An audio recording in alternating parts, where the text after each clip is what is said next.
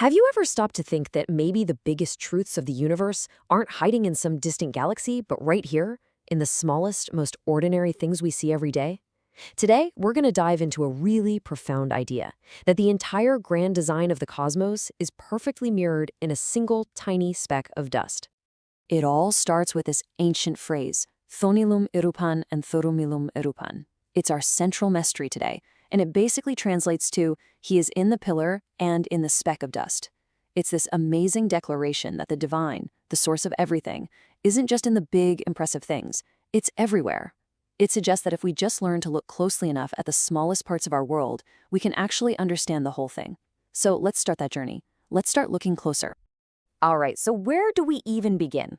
We're going to start at the most fundamental level of reality you can imagine. I'm talking about the building blocks of everything that exists. And we're going to see if this ancient piece of wisdom actually lines up with modern science. Okay, now this is where things get really fascinating.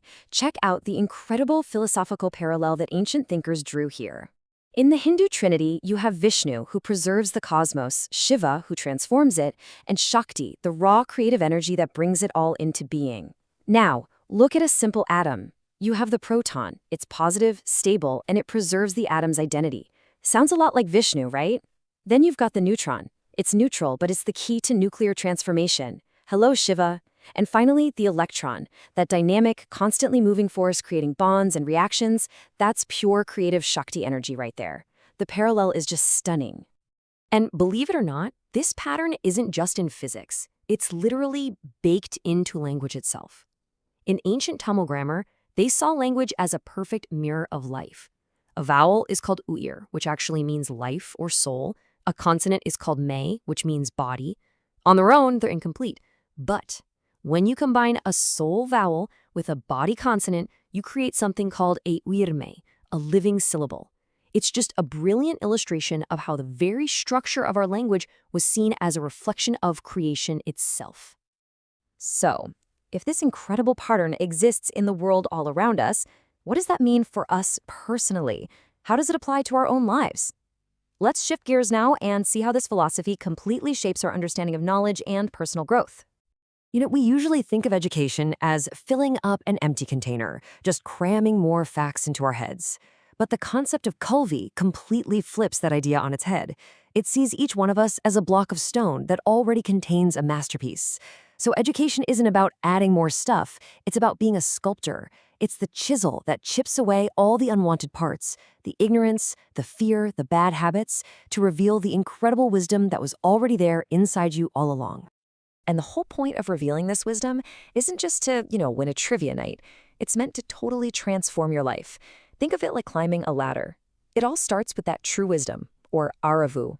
Once you have that, it naturally leads to discipline in your actions. And when your life is ordered by that kind of discipline, it clears out all the chaos and opens up your heart to love. Then, that personal love expands into a universal grace for all living things, which in turn leads to the renunciation of the ego, and that's the final step right before ultimate liberation. Now, I know what you're thinking. That all sounds wonderful and very poetic, but how do we actually apply it? Well, let's get practical and look at a framework that connects our everyday, even mundane actions to this much higher state of being. So, here's the crucial point, boiled down to a single question. Can a simple act like organizing your desk actually organize your soul? This philosophy suggests that the path from outer chaos to inner peace isn't two different journeys. It's one single connected road. And this is where we get the 8S path, which is this really cool blend of modern efficiency and ancient wisdom. It starts with the very practical Japanese 5S method for organizing a workspace. Sort, set in order, shine. But here's where it gets truly transformative. It adds 3 final steps from yoga. You synchronize your actions with a clear purpose, you synergize to get into that state of effortless flow, and finally, you achieve samadhi, which is a state of blissful union with what you're doing. It's literally a path from a clean desk to a clear mind. Okay, so now let's scale things up. Let's explore the absolute ultimate expression of this philosophy. I'm talking about individuals who didn't just understand the laws of nature, they mastered them. It's time to meet the Siddhargal. The Siddhargal of South India weren't mythical figures from some fantasy story. These were real men and women. They were brilliant scientists, doctors, and yogis who, through just an incredible amount of dedication, were said to have unlocked the deepest secrets of the universe and achieved what can only be described as a godlike state of perfection. Their mastery led to abilities that honestly sound like superpowers. They're known as the Ashtasiddhis. But this wasn't magic. The power to become as small as an atom, anima, came from a deep, deep understanding of atomic physics. The ability to become as light as a cloud, lagima, that came from mastering the body's own mass and energy. Their powers were the ultimate proof of what happens when scientific and spiritual knowledge are combined. So, let me tell you the incredible story of one of these masters, Siddhargal. He apparently foresaw a future time, our time, when humanity would be suffering from all kinds of new illnesses. And just out of immense compassion, he set out to create a single master cure that could help everyone. Now, his task was absolutely monumental. He started by collecting an incredible number of ingredients. Get this, 4,448 different rare and powerful herbs. Just imagine that. But believe it or not, these herbs were only the first ingredient. Because what he did next sounds completely crazy. He combined all of those herbs with 9 of the most lethal poisons known to man. But through some secret alchemical process, he transformed this deadly mixture into a divine, life-giving elixir. He called it Navabhishanam, and with it, he sculpted a statue that, to this very day, is believed to have incredible healing properties. So we've gone on this huge journey, haven't we? From the atom to the cosmos and all the way to these legendary sages. But the most important part of this entire story brings us right back to a single crucial point: you.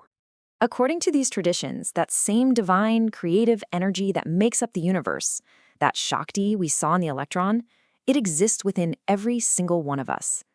It's described as Kundalini Shakti, a powerful potential that's coiled like a serpent at the base of the spine, just waiting to be awakened.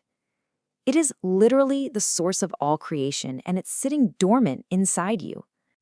So we end right back where we began. The universe is in a speck of dust. And the ultimate teaching of this entire philosophy is that you are that speck. You contain the very same blueprint as the atoms and the stars. So the real question is, what masterpiece are you going to uncover?